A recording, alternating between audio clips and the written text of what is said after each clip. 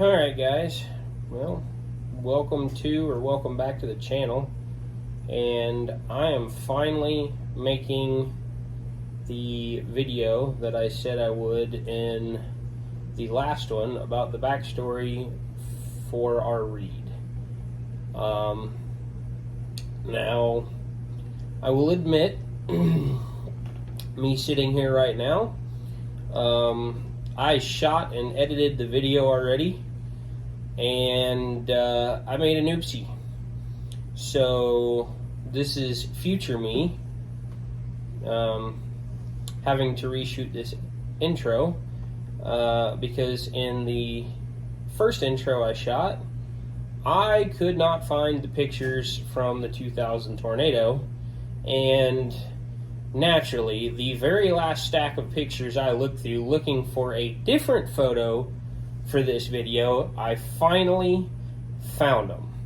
Now, it is mentioned in the rest of the video that I couldn't find them. I will edit them in, and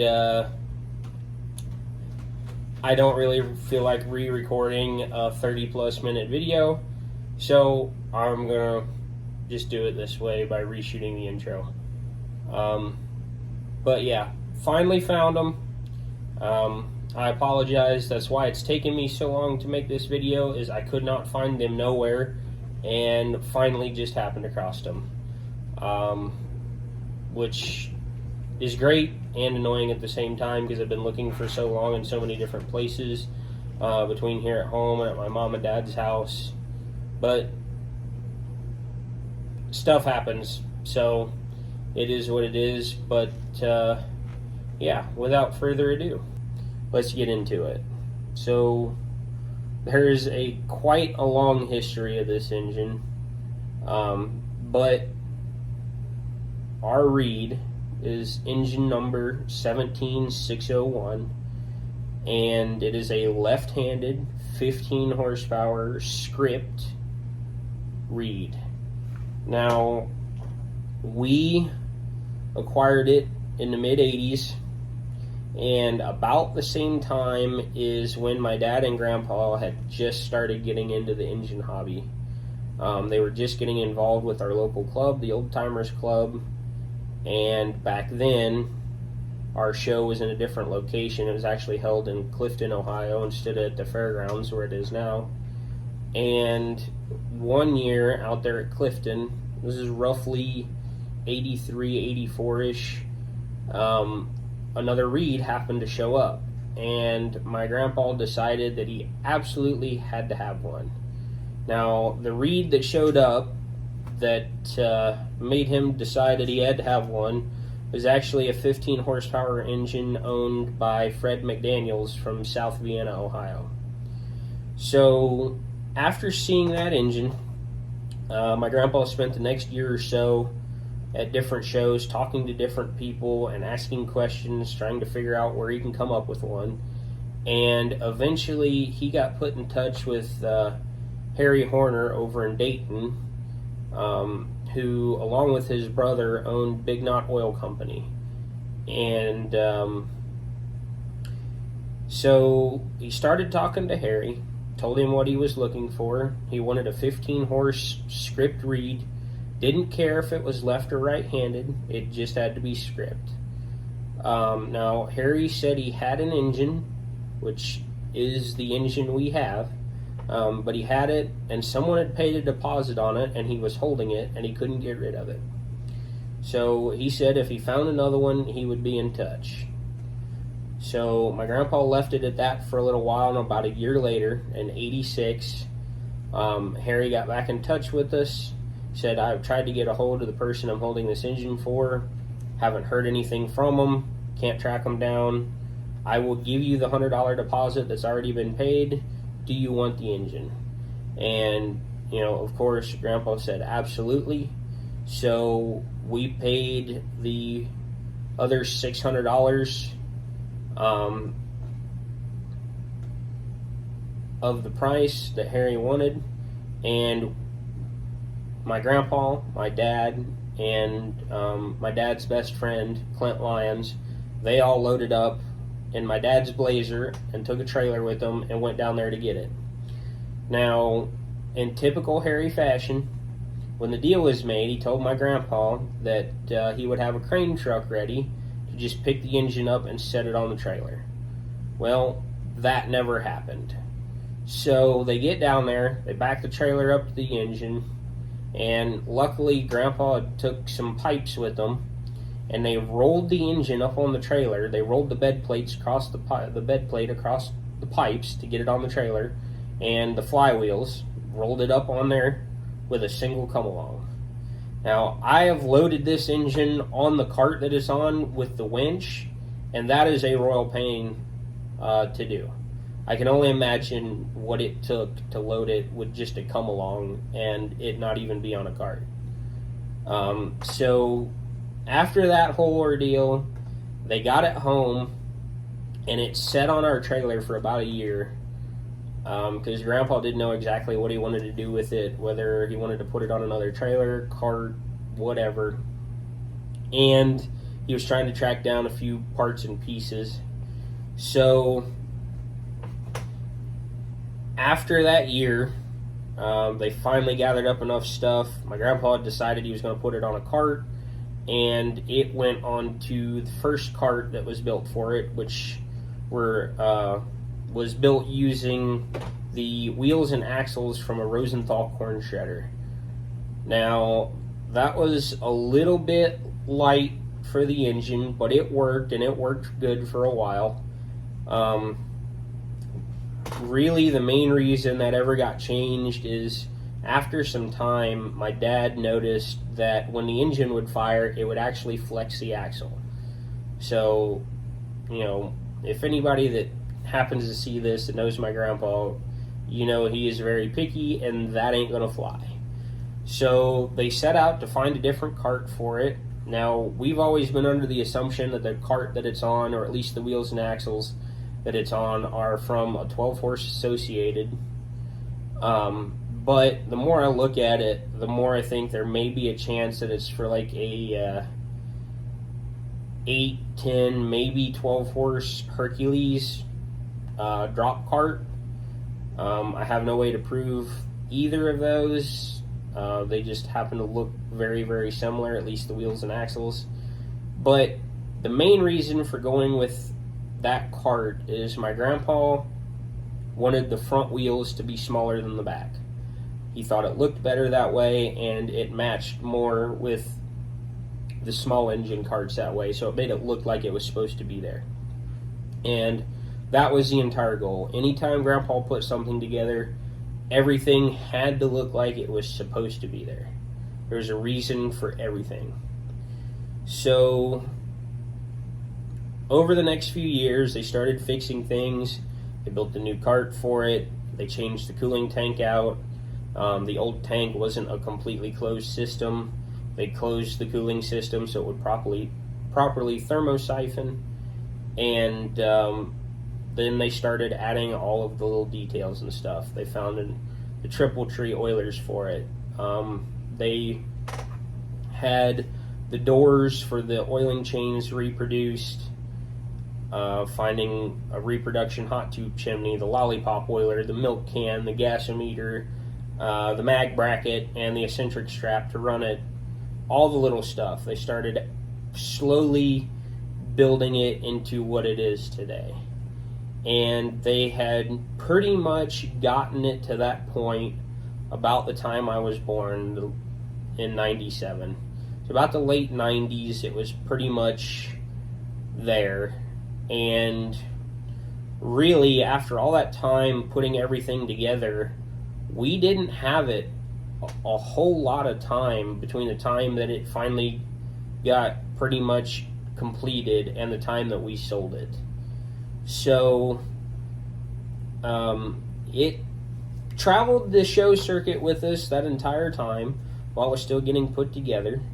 But in 2000, this is what I was talking a little bit about at the beginning. I can't find the pictures of this. But in 2000, Xenia got hit by another tornado, an F4, and it completely destroyed the fairgrounds. Now, that happened on September 20th, which meant we were setting up that week for Old Timers Days for our show. And so there was equipment out there, there was food trailers, campers, tractors, the engines, you name it. We were pretty much set up and ready to go for the show when the tornado went through. Now, I remember some of what happened. I was only 3 years old at the time. Actually, not quite 3 years old. I remember some of what happened, but not all of it. I remember being out there that day. I was at the grounds that day before it happened. Me and Dad and my grandpa were all helping set up with the chicken fly. And off to the west, you could tell that we were getting ready to get some pretty gnarly storms. Coal black. The sky was coal black. And hot that day. It was miserable. So we missed the tornado by about 20 minutes, about the time it took us to drive home. My grandma called, said dinner was ready. So me, Dad, and Grandpa loaded up in the truck. We drove 20 minutes home, and about the time we got here, that's when the tornado rolled through the fairgrounds. Now, we had absolutely no idea what had happened until the next day. We had started putting pieces together. Dad was working for ODOT, and he got called into work for some trees down. They had to go open the road up. And the closer and closer he got to town, the worse things started getting.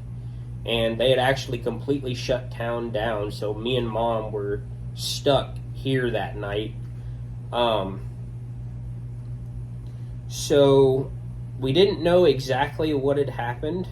We started putting pieces together, and we knew there was a tornado, but we didn't know that it went through the fairgrounds. Now, I don't remember this. I don't know if it's true.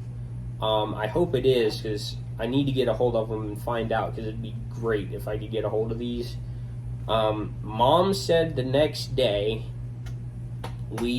after we found out what had happened, we knew the Reid was okay and was still where it was, because after the tornado, Channel 7 happened to put one of their news vans in the fairgrounds, and they set up their live shots, and the Reid is in the background.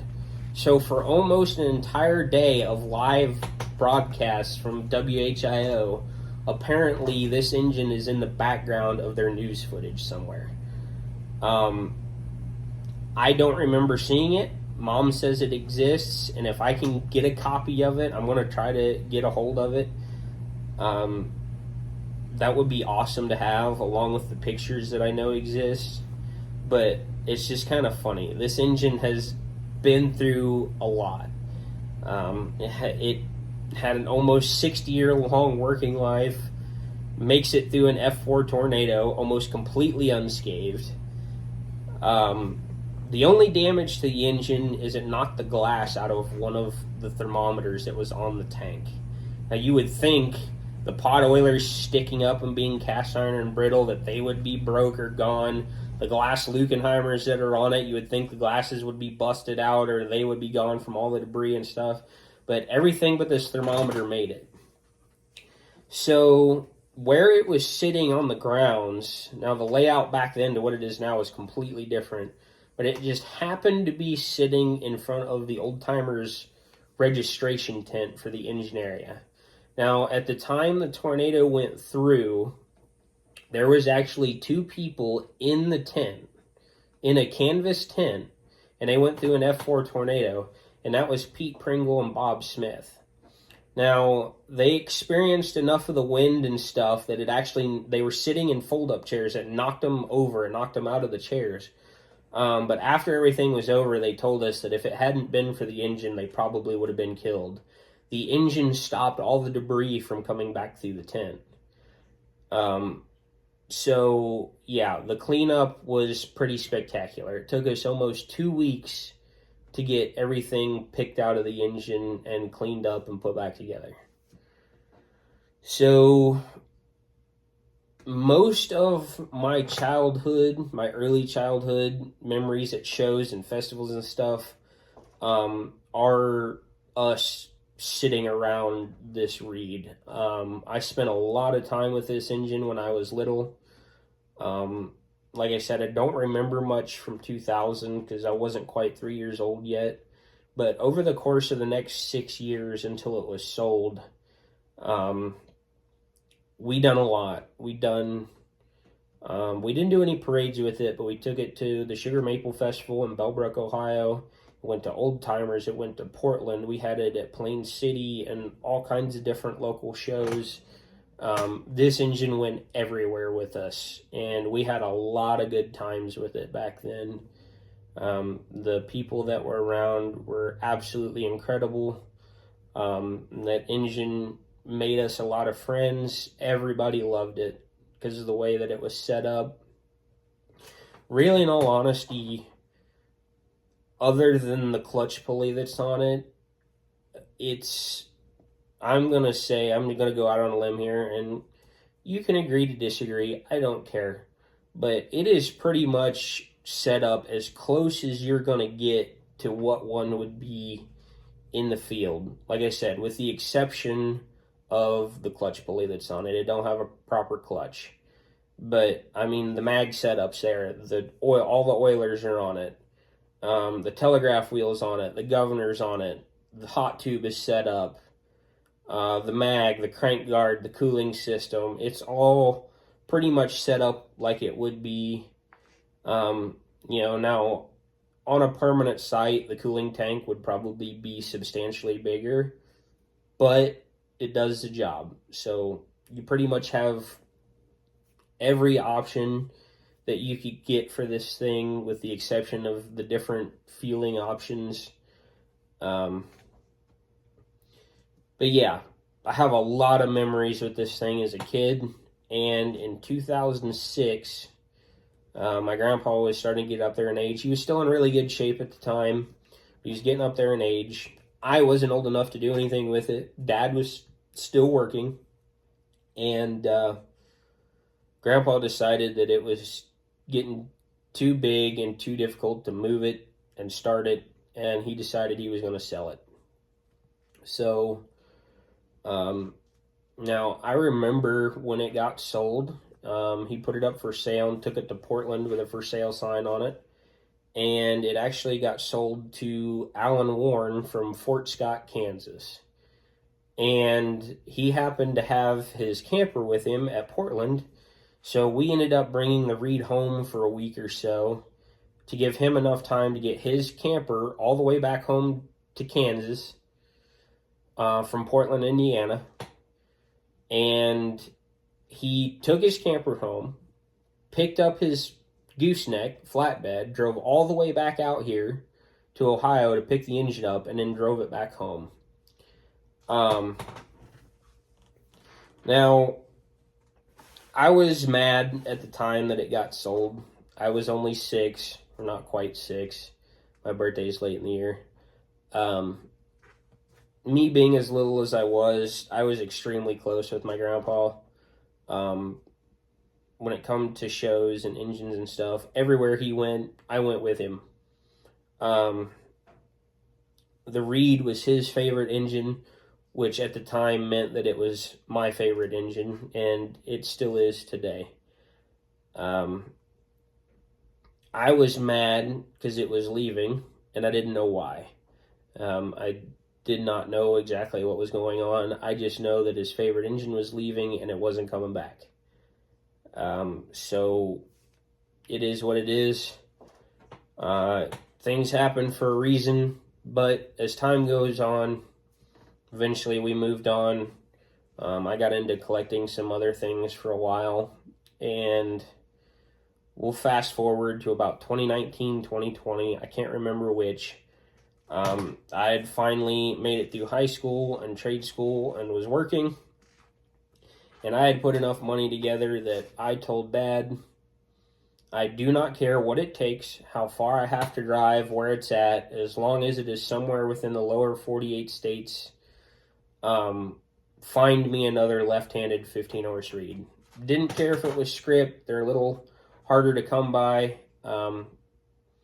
People tend to hang on to the script ones. So that was out. But I told him, find me another 15-horse left-handed Reid. And we happened to find one on Facebook Marketplace. Fred Anderson down on the Ohio River had 3 for sale, and I bought the last one. So I get this engine, and I get it home, and I set out to build my version of Grandpa's engine of 17601. I was on the fence on whether or not I wanted to put mine on a trailer or not, and I decided that I was going to go back on a cart as well, and I was going to rebuild this engine come hell or high water. And I spent the next 3 years doing so, or trying to do so. And I had almost everything for that engine that was on 17601, with the exception of the cooling tank and the mag. My engine was old enough that the mag had to be mounted out on the clutch tower, on the bearing tower, because there was not enough room behind the flywheel to mount the eccentric strap. But other than that, I had everything. I started hunting for a mag bracket, and I started hunting for the gasometer. I knew where one was, and I was going to buy one, but I had the original brass gas valve. I found the triple tree oilers, the pot oilers. I had the right size Lukenheimers for it. I had the crank guard, which is fairly hard to find. I had a governor for it. I had the telegraph wheel on it. We were getting there, other than the cart. And, you know, I knew where Grandpa's engine was. It'd pop up every now and then on Facebook. But for the most part, when it was sold in 2006, it was sold right before the whole smartphone era and people videoing stuff. There is a couple really obscure videos of the show that Alan hosted out there in Kansas. There's a couple videos from that do have the Reid in it, but for the most part, this engine was fairly well hidden from the public eye, other than the local people out there. You can't find videos of Portland old enough to see if it's there. We didn't have any videos of it. Even on VHS tape, just pictures. So yeah, it remained pretty well hidden.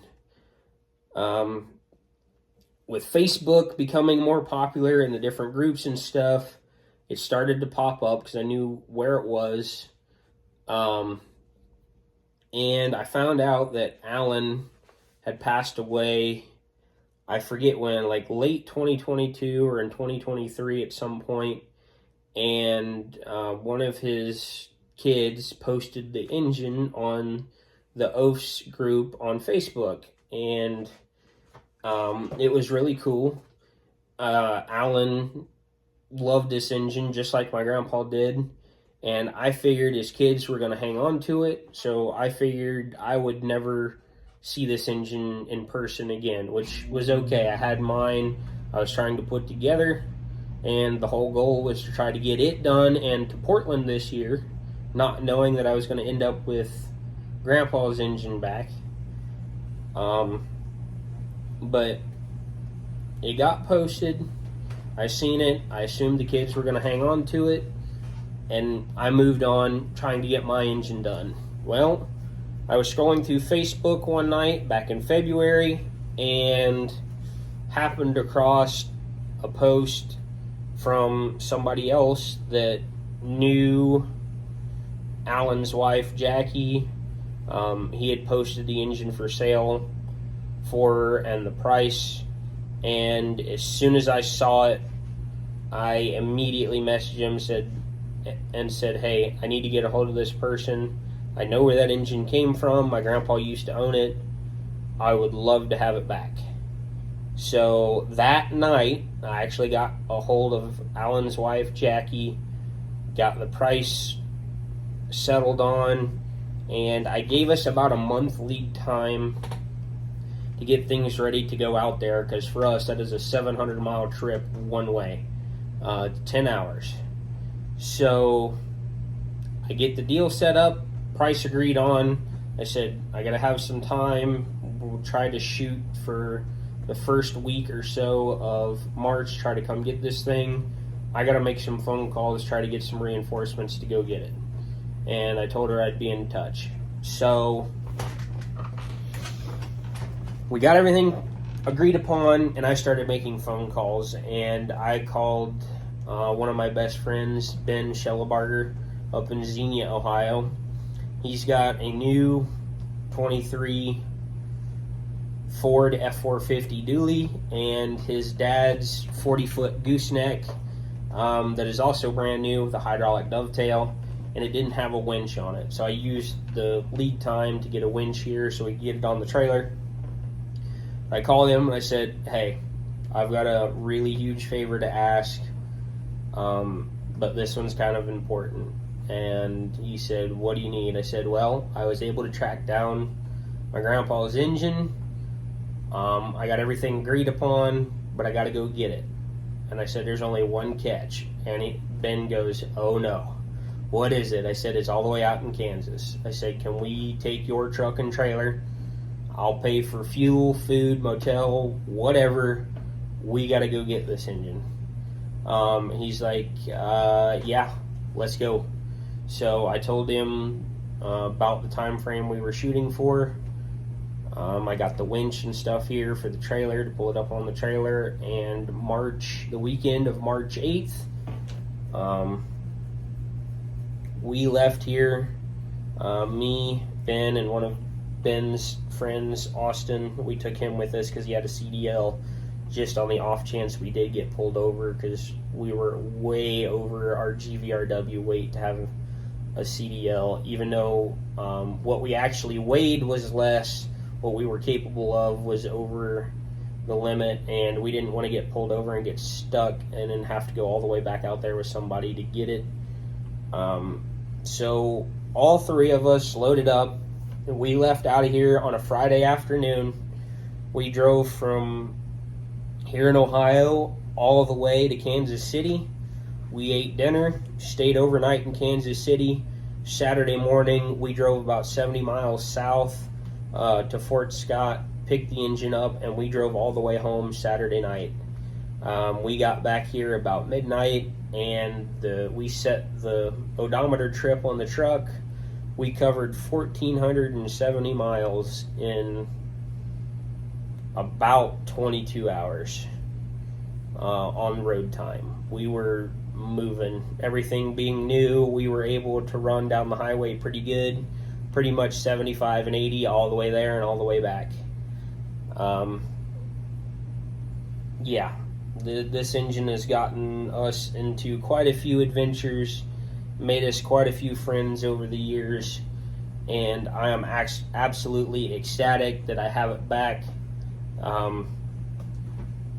We've had time to tinker with it now a little bit and change a few things back to the way my grandpa had them, which just minor things. Some changes got made to it over the years.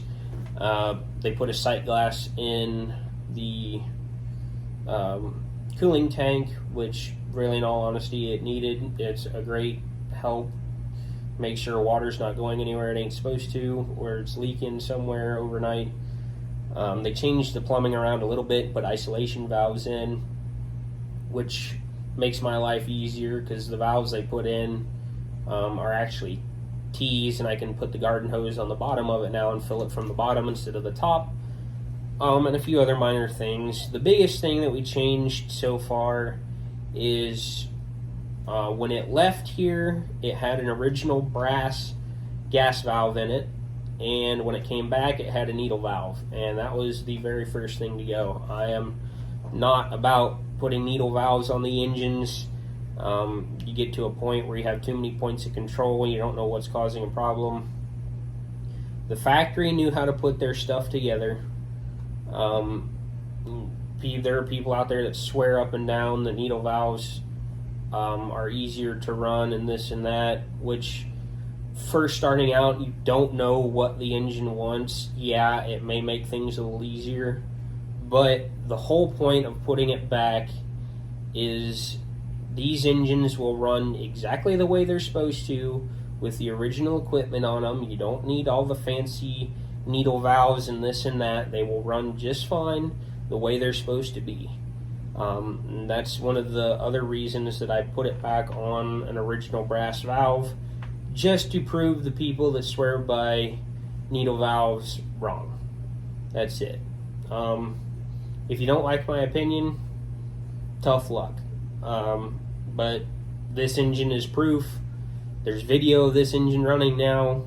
It runs just fine with a factory valve in it. Other than that, not much has been done.